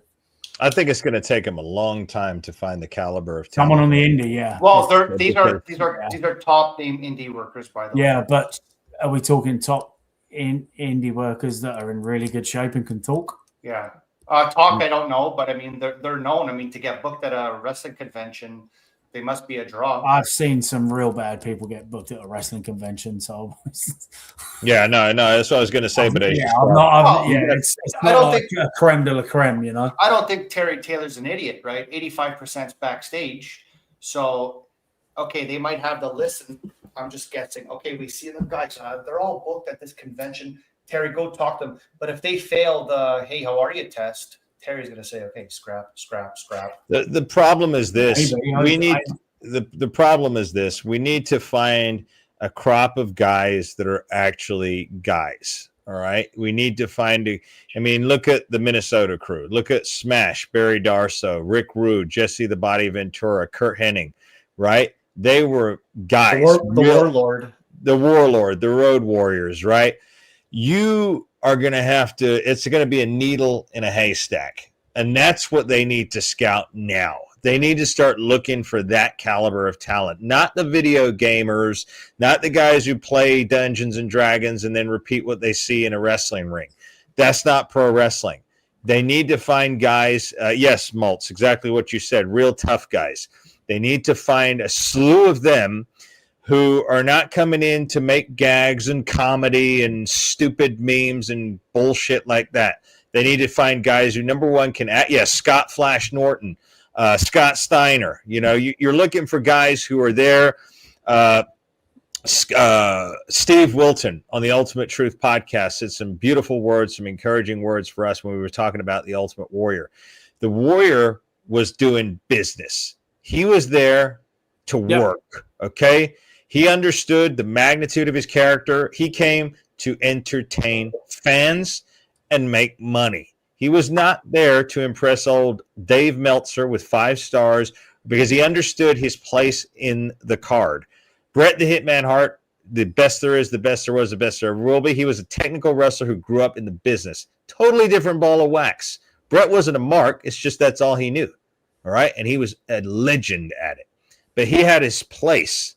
So you need a variant of a roster. And right now I fear, Martin, that even if they put him out there, they're going to find the same repetition on the indies because our dear buddy Vince Russo said it the best. You saw that interview. Mm-hmm. He said, Ken Kennedy said, well, I got a school.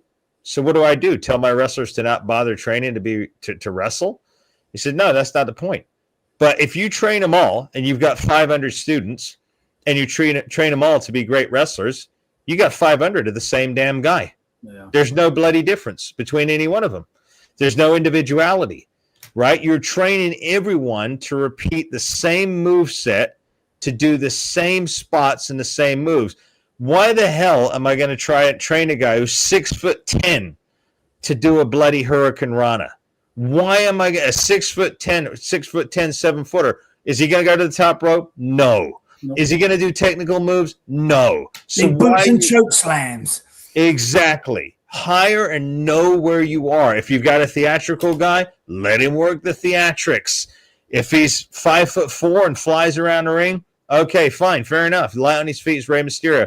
They're training everybody with the same paintbrush, and I ain't gonna cut it anymore. It's tough because I can see how guys that are coming up, I can see why they do that because it's what they see on TV. So they're like, oh my God, I've got to do that because then, that's where I want to work. And, if I do it better than them, then I'll get a job. And I can tell you, young wrestlers, if you're out there trying to get looked at or anything, like, you don't need to do that.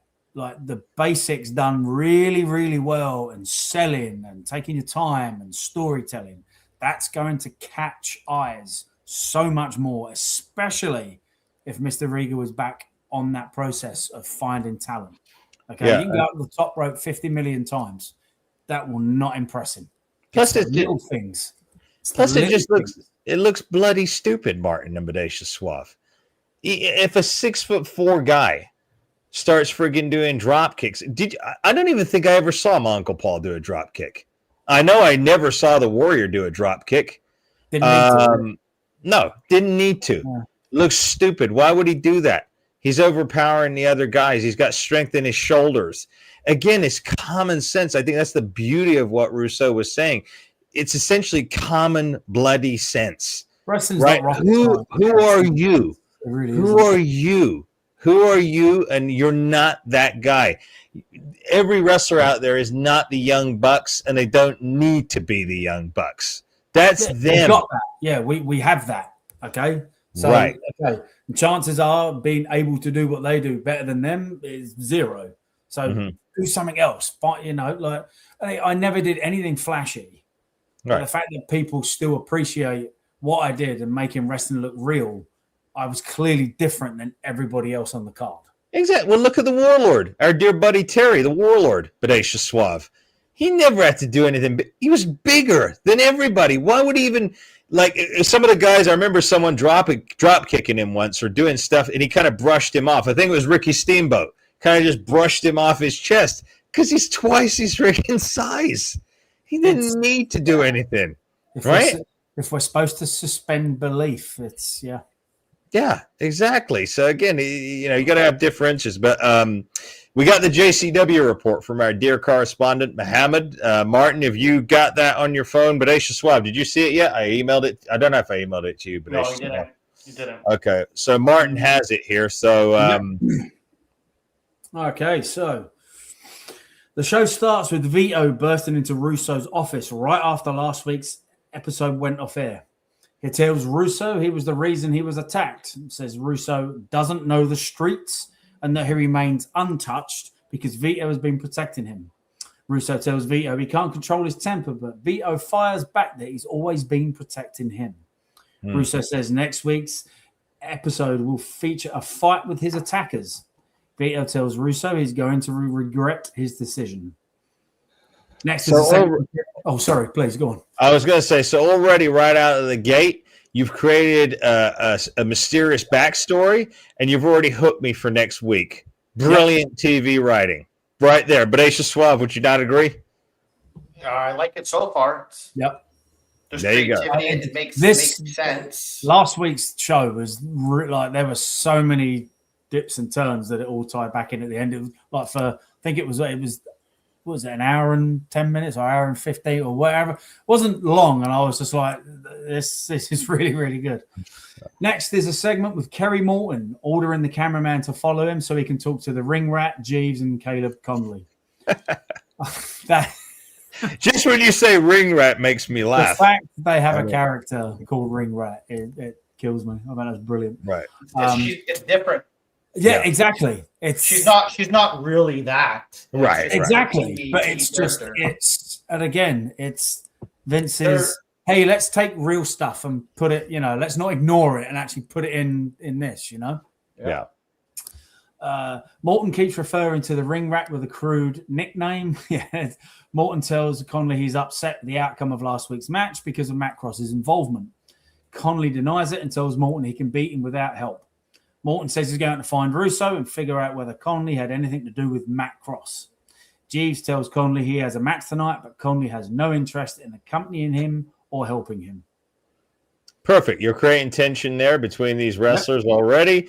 You've created an interesting backstage segment, and we haven't even got to ringside yet. Brilliant. Right. And bravo. This is the key point as to what Muhammad said. 8 minutes in, and we've already had 2 segments advancing 2 storylines. That's TV right there. And again, I'm sorry, anybody out there, like I said, what we're trying to make the distinction here, we're not saying that you shouldn't be a purist wrestling fan or, as they call them, the internet wrestling fans. That's fine. You're entitled to like what you want. But right here, we appreciate sports entertainment, and that's what Russo's doing.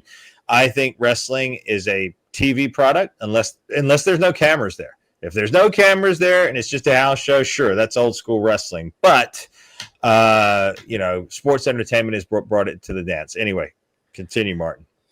This is exactly what the Attitude Era Raws used to do. Everyone had their own storyline and there were continuous threads with little time for the viewer to even think about changing the channel. Yes. This is what Russo does best, and his influence is clearly evident in JCW. Absolutely. I mean, honestly, at that point, you could leave the review there because it's. So I mean, already that's must-see TV. Already, he's pulled me in just with the characters, the name. Matthew, you want to say something? I see you inching up there towards the microphone. Oh no, I'm good. No, you're good. Okay, all right. Okay, yeah, that's what I'm saying. It's just continue, Martin. At the 9-minute mark, we get our first match. A triple threat between Nick Nemeth, James Storm, and Ken Anderson, with the winner getting a title shot against Matt Cardona at the end of the show. That's 4 big names with WWE and TNA pedigree.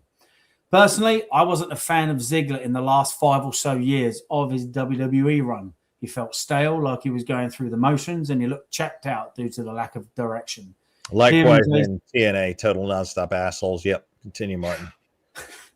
Here in JCW, he looks rejuvenated. I think AJ Styles, Finn Balor, and The Miz could also use with a similar change of scenery.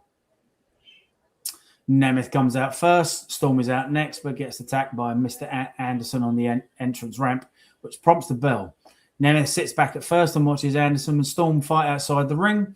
I love the way Nemeth put his feet up on the turnbuckle to watch them fight. Very reminiscent of the Bodacious Suave's favorite wrestler, Shawn Michaels. Wow, he even took a shot at you, but no, he didn't. He didn't. I just added that. I'm kidding. I was trying to get it right. Okay. I'm kidding. Nemeth eventually joins them outside as he and Storm take turns attacking Anderson. The commentators outline what's coming up on the show, which reminded me of Lawler and JR back in the day. It kept the viewer excited for what's to come. Another Russo touch. Absolutely. And also, may I add, the commentators, they sound like pro wrestling commentators. Yep. They don't sound like they're straight out of ESPN. Yeah, it doesn't sound scripted. Exactly. As much as I'm a big fan of Corey Graves, I think I'm a big fan of Corey Graves. Bodacious Swaff, should I eject him from this podcast right now? Yeah, just cut him off. See, buddy. Thank you for your 3 shows. Hey, I had a feud with him on the Indies back in 2000. I've known him a long time. Okay. And it just, for him, the way his career got cut short sucked. Yeah, that's what sucked about it. Okay. But I do think before, and again, I think he was exceptionally slighted when they went to Netflix and all the hard work he put in, and then he got bumped down to NXT. It's just business, pal. It's just business, pal. I'm sure it is. Anyway, the triple threat was very entertaining. These 3 have great chemistry with distinct styles and characters. Yes. And again, that's the key part there. They're all different. They're all throwing punches and kicks and doing whatever, but everyone's different. Right. Because they know who they are. They know what the characters are. For me, too, look is also different. Like, I don't want to see every guy come out wearing black tights or black biker shorts, black trunks, shaved head. Like, look different. Because I know you guys can all do the same moves, but just look a little different. Someone have wrist tape, someone have no wrist tape. Like, these little things can all make a difference in the puzzle. They got some tremendous, like I said, I'm really impressed with those zombie guys and their manager there. Very, very good team there. Especially the guy who comes out with them. He's fantastic. He is absolutely fantastic. Yeah, and you're not going to find that in the likes of Total Nonstop Assholes or AEW or World Whining Entertainment. But anyway, continue, Martin. Here we go. Nemeth is still very athletic. He hits the 10 standing elbow drops on Anderson, but only gets a 2 count. On a personal note, I was in attendance at Raw in Montreal in 2012 or 2013 when Ziggler hit Jerry Lawler with those elbow drops, resulting in Lawler having a heart attack shortly after at ringside. I was sitting in the crowd with my wife, and all of a sudden we saw Lawler slump over at the announce desk before being stretchered out. It was very scary. It was a very scary sight at the time. Thankfully, the King is still with us. Mm-hmm. Nemeth sets up for the super kick, but Anderson blocks it, hits a low blow, and nails that move he gave to Hornswoggle off the ladder at the Money in the Bank ladder match at WrestleMania 23.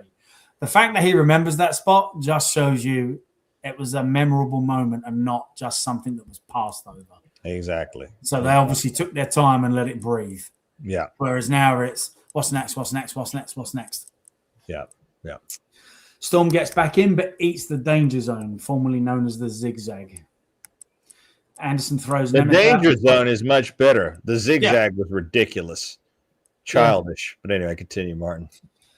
Anderson throws Nemeth out and tries to steal the pin, but Storm rolls him up with a small package for the 3 count. Storm wins and will challenge Cardona for the title later tonight. Perfect open. I mean, we're 15 minutes into the show here of an hour and 10-minute show. Threat.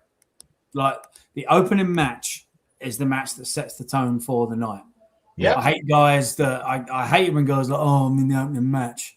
Oh, and I'm like, and anytime if I have the chance to produce any shows I get asked to help out, I don't like to step on toes. You know, I don't just be like, well, that's terrible. Don't do that. But to me, one of the best things that I got taught by Terry Taylor was the opening match it's basic wrestling up front.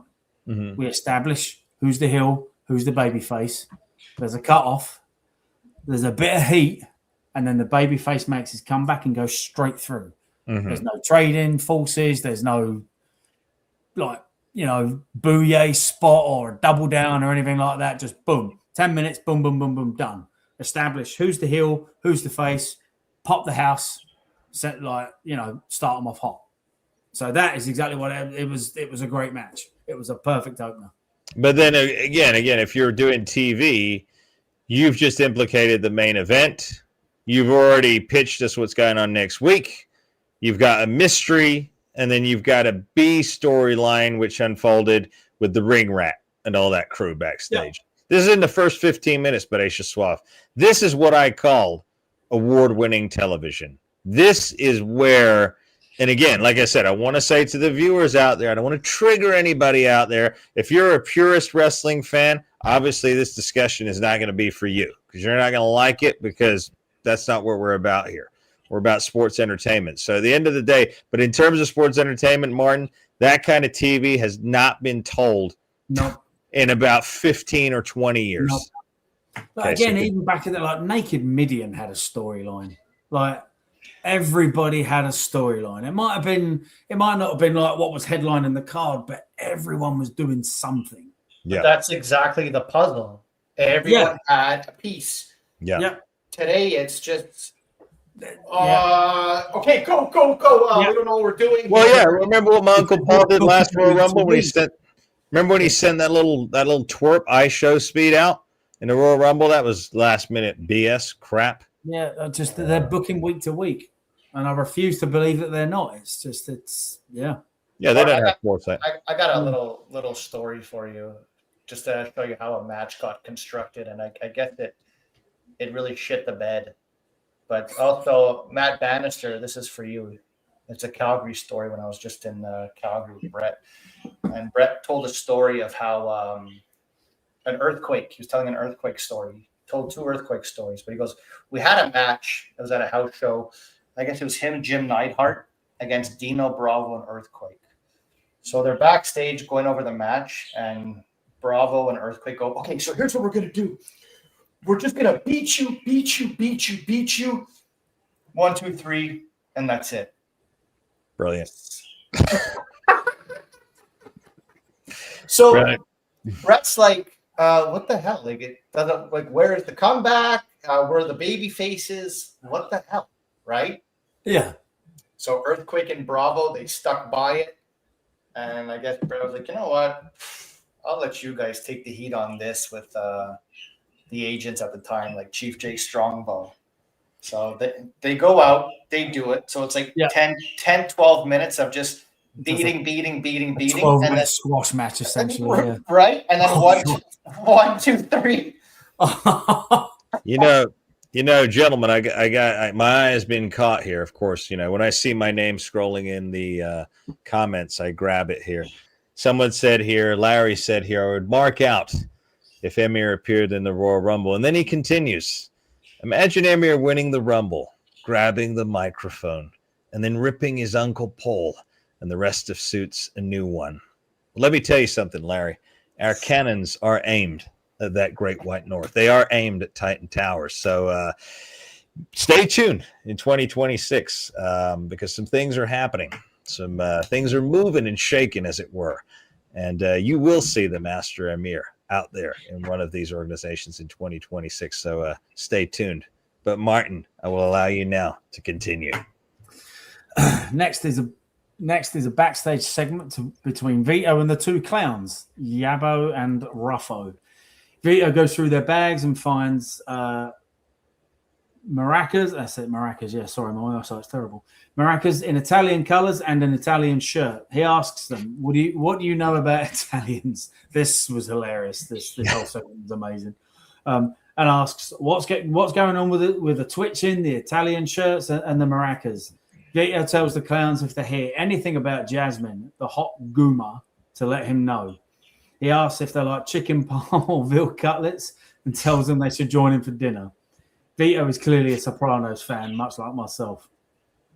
One of them, I'm still not sure which is which, suspects Vito might be onto them, but the other is convinced he doesn't know. This is a great mystery-based storyline that, in my opinion, has to be setting up the introduction of another character of Italian origin. I'm thinking it might be Santino Marella, parentheses, Anthony Corelli. And the fact that I'm thinking this deeply, this is key. Yeah. Means I'm engaged and excited to keep following the story. Yeah. I never thought I'd say that about storyline involving clowns. Here we are. Yep. Perfect. But as you're reading this, Martin, it's like last week.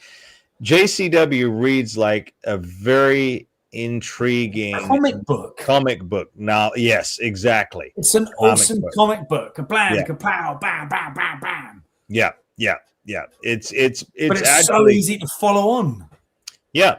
And like I said, as a writer myself, I'm telling you right now, this is perfect storytelling. This is exactly how you tell a story. This is how Hollywood writers, the good ones, not the hacks who go through film school because they have to learn how to be writers. I'm talking about the organic writers, people who just know how to do it, right? Martin, you've heard of this, Bodacious Suave. There are people in life that can just do something. They don't need to be trained and told all the bullshit whys and wherefore. They just understand it. And Russo is definitely somebody who just understands storytelling. This is fascinating stuff, Martin. Continue reading here. Then the next thing is a quick Jasmine St. Clair commercial, airing a podcast. Okay, again, so then we go backstage with Vince Russo and Big Al, with Russo telling Big Al that the games end tonight and scolds her for her actions last week in the dog collar match. Big Al threatens to share the pictures Russo allegedly sent her of his 1-inch, one-eyed Willie. Bodacious Suave, this is hilarious, man. You hear this?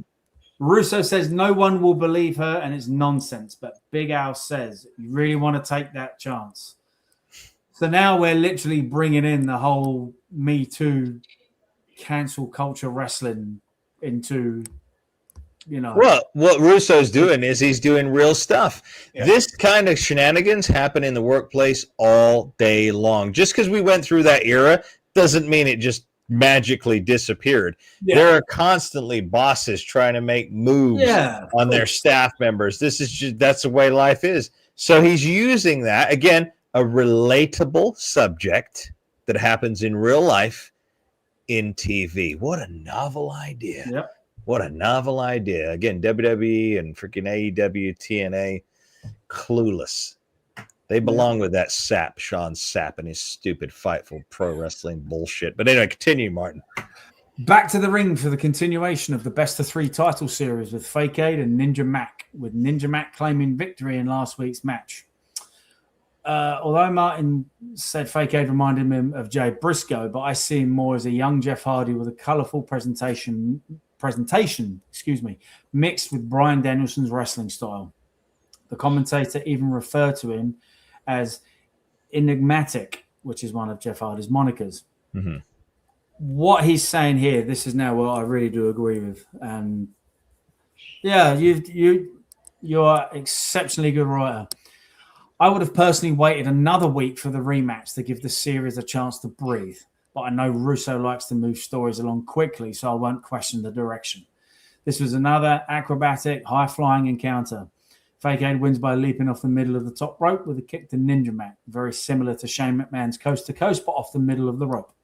Just like how The Undertaker would walk across the top rope, which is even more impressive. The series is tied 1-1. Looking forward to the deciding finale. They shake hands again and bow to each other. These are unique characters with their own style as opposed to the more formulaic stuff you see on WWE. Unbelievable. And while you were saying that, we got a comment come through. Now, ordinarily, fans, we do not answer comments unless they're accompanied with a super chat, just like I do over with Renee on the Cafe de Renee. We have the same policy here. That's how you come up on the screen. But I do see this, and again, some people have been questioning me, why do I have such high regard for Vince Russo?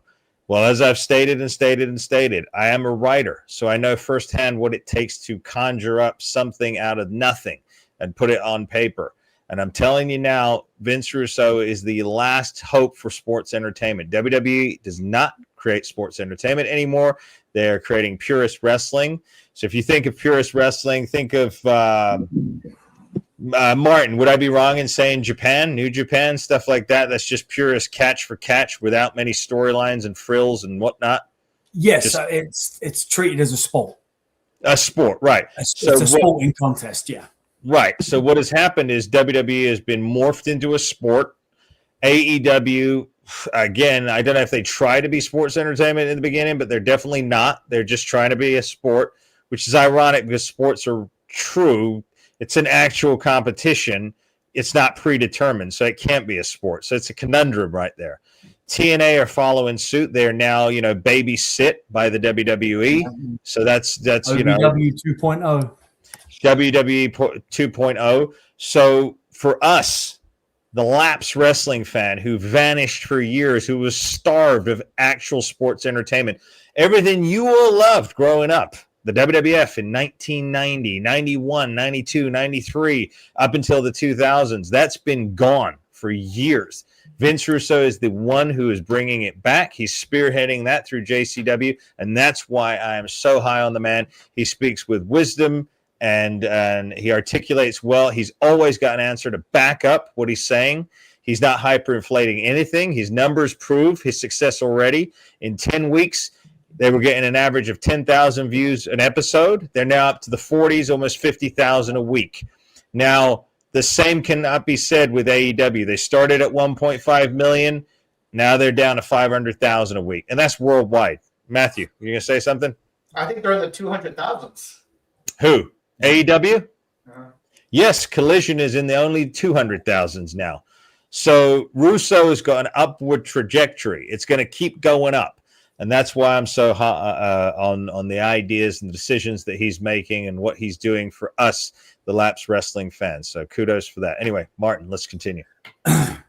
Hold that thought as well on in-ring sport, because I've got a question for Matthew once I'm done with this.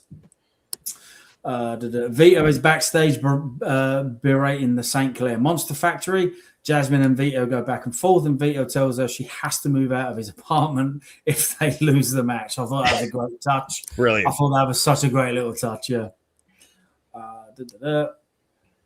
We get a commercial for the Brian Pillman Memorial Anniversary Show. I have no idea when this took place, but it looks spectacular. It was surreal seeing Steve Austin on a JCW ad. Just a quick note, if any wrestling fans or any actual wrestling students are watching right now, please, please, please do your best to go and find the first Brian Pillman Memorial Show. Obviously, the night was in honor of a great man, but there is one of the greatest, again, pure wrestling matches you will ever see. And it's not in terms of it being a high-flying spectacle or anything like that, but a genuine wrestling match that will make you feel everything. And that's Chris Benoit and William Regal. That was William Regal's, I believe that was his first match back after his very, very serious addiction problems. Yeah, so go out there. If you want to watch a match on storytelling, go watch that, because it's one of those matches that Dr. Tom Pritchard would always use it as, okay, whatever style you do, watch how they're selling, watch how they're taking the time, watch how they're pacing it. Actually how to tell a story. It's magic. Pacing and selling for sure. And before you continue, Martin, if you haven't already, make sure you smash that subscribe button. We want you as part of the Masters of Wrestling family here.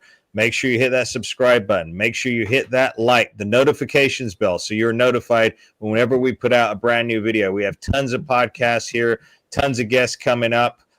We got Crowbar actually coming up next week. He's going to be coming on the show, former WCW superstar. Matthew has us an actual JCW superstar who's going to be appearing with us here, maybe as early as Thursday. We don't know yet. I'll talk with you off.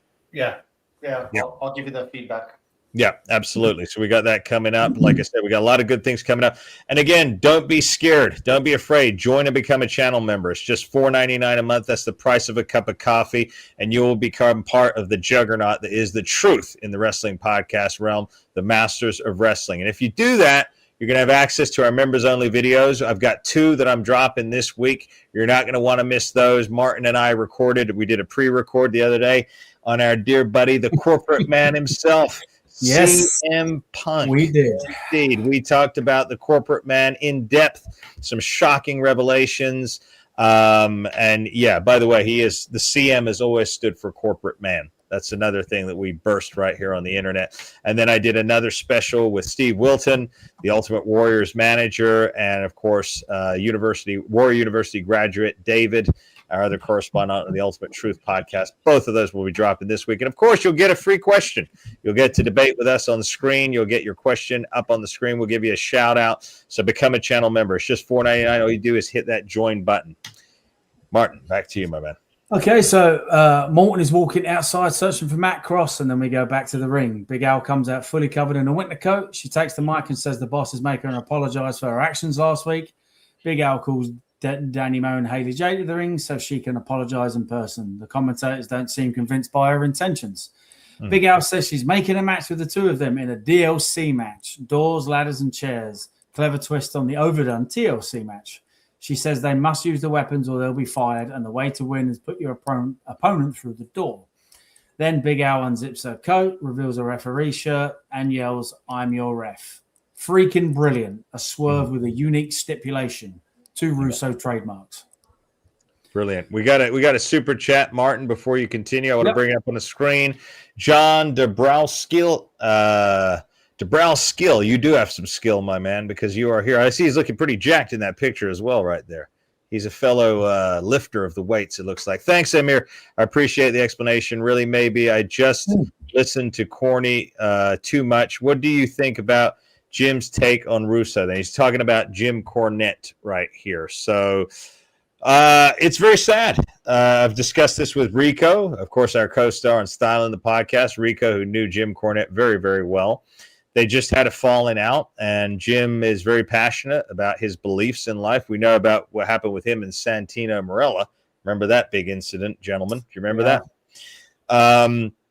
I think that, again, times passes, things change. You know, he may be remembering the Vince Russo of 1998 or 1999, and what you got to understand is almost 30 years have gone by. And I think if Jim were to really assess what Vince is saying now and what he's doing now, I don't know, maybe they could make amends. I would like to think, gentlemen, because I think that Vince is really proven himself right now. He's really showing that out of all these so-called, you know, Michael P.S. Hayes's, Paul Heyman's, TKOs, anyone who's ran TNA, he's already leaps and bounds ahead of him, man. So I don't know. I mean, hopefully Jim Cornette can see the good that he's doing for professional wrestling, but I don't know. You know, Jim has his opinions, and God bless him. You know, he's still one of the greats. He entertained us, you know, while he was in the WWF. He was really good at what he did, very good at what he did, helped to craft stars in OVW. So I got nothing bad to say about Jim Cornette. I just hope he can bury the hatchet with Vince Russo. I hope that answers the question, John. Where are we? Big Al starts placing the weapons in the ring and tells Haley she must use the chair. Danny and Haley team up by kicking the chair into Big Al and throw her into the ladder. Danny pulls out the door and they prop it on 2 chairs, but Big Al recovers, blasts Danny with a chair, lays her on the door and slams Haley onto Danny through the door. Then she orders the ref to ring the bell and declares herself the winner. She grabs the JCW Women's Championship and leaves with it.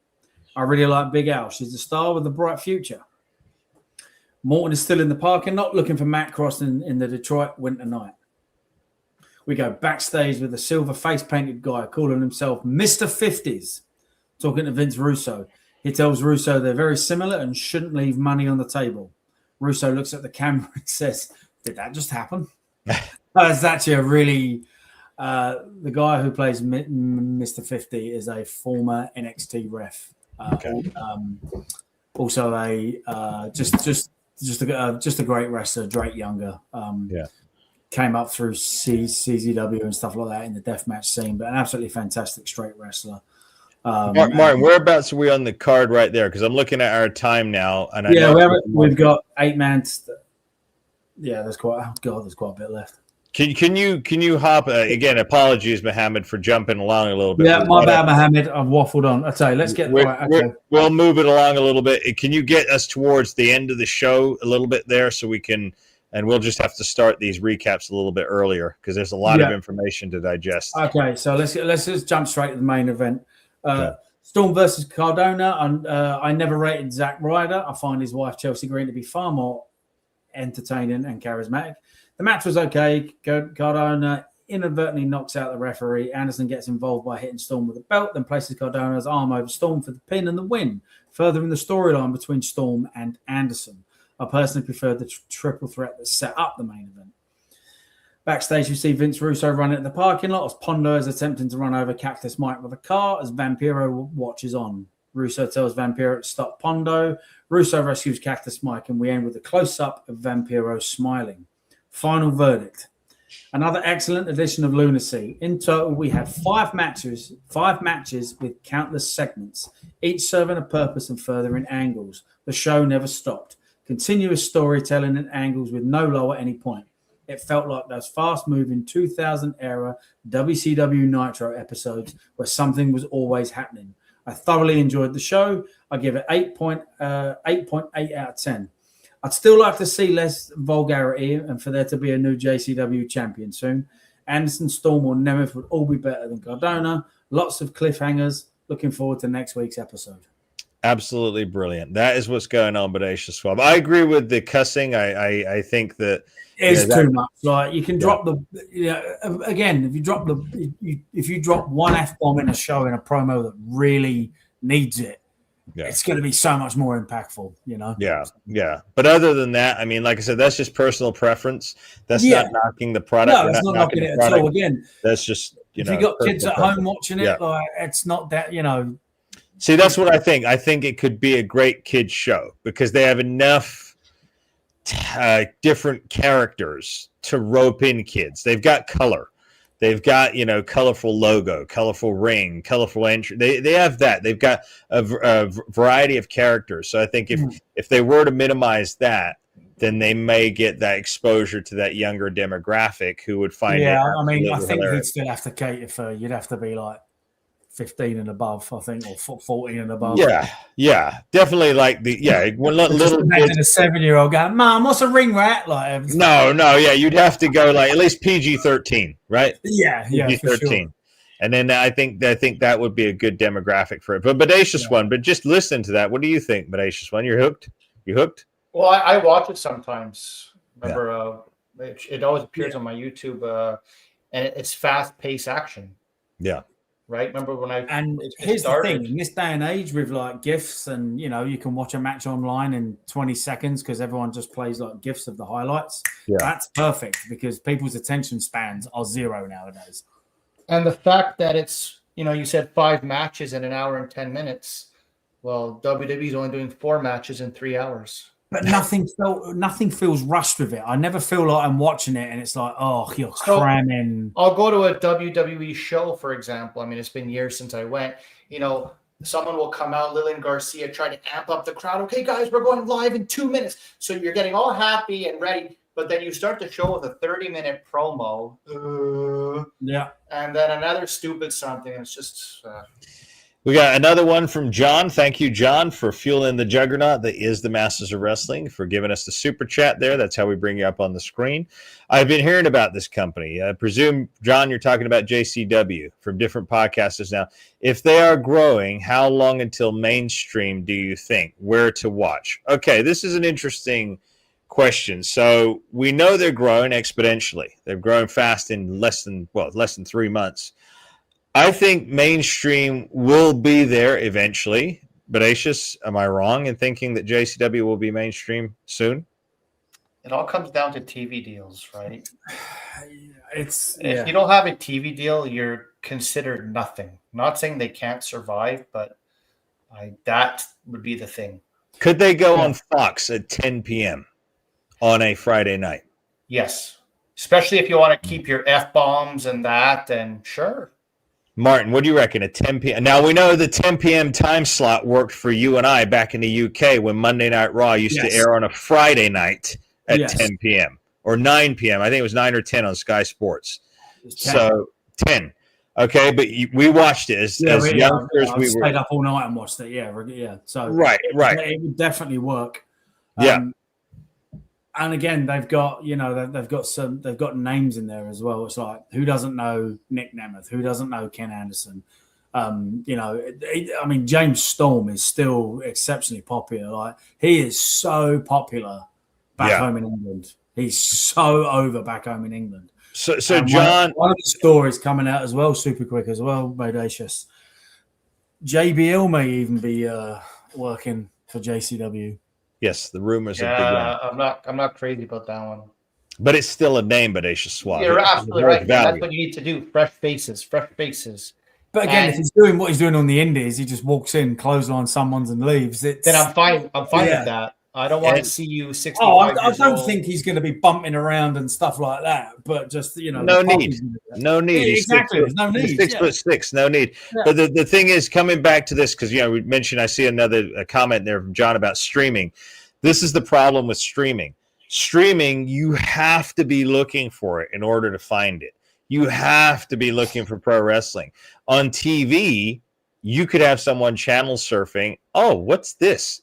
That's how I found WWF wrestling. What's this? So if you, and that's why AEW's, in dire straits right now. Their contract's up in 2 years, and the rumors are that they're going to go to a streaming service. Well, when you're streaming service, the only people who are going to find you are the only people who are looking for you.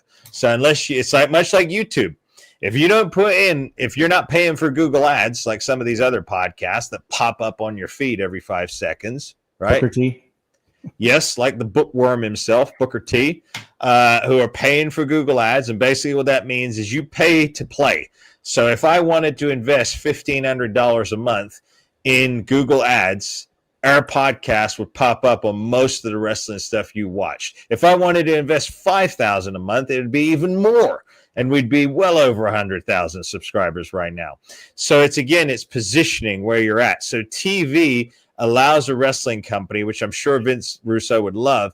So if they went to Fox, which I could seriously see them on at 10 p.m., that would be massive exposure because anybody who's just channel surfing could find it. So that's the difference. I think TV should always be the end goal. Streaming is that's just a bonus, or that's just like a last resort, in my opinion, right? Yeah, I think also it's difficult though as well now because not many people have got cable anymore. Yeah. But a lot of people still do, though. They still have access. There's still a Fox app, right? Fox still has an app when you got Roku and all these other places. You still see Fox. Yeah, so if you're going to get, you'd have to be. It doesn't have to be Fox. It could be another channel, but it's going to come down to that channel. They're going to be like, well, we want X, and we want X amount of views. If JCW is only giving 50,000 people, they're not going to get a good return. But again, it's super early days. I was about to say, not yet. Yeah, I know. It's a gamble, right? Yeah, of course. But again, at this stage, they're on YouTube, so keep growing. I'm sure it's being monetized. Yeah, and the fact that the views are creeping up.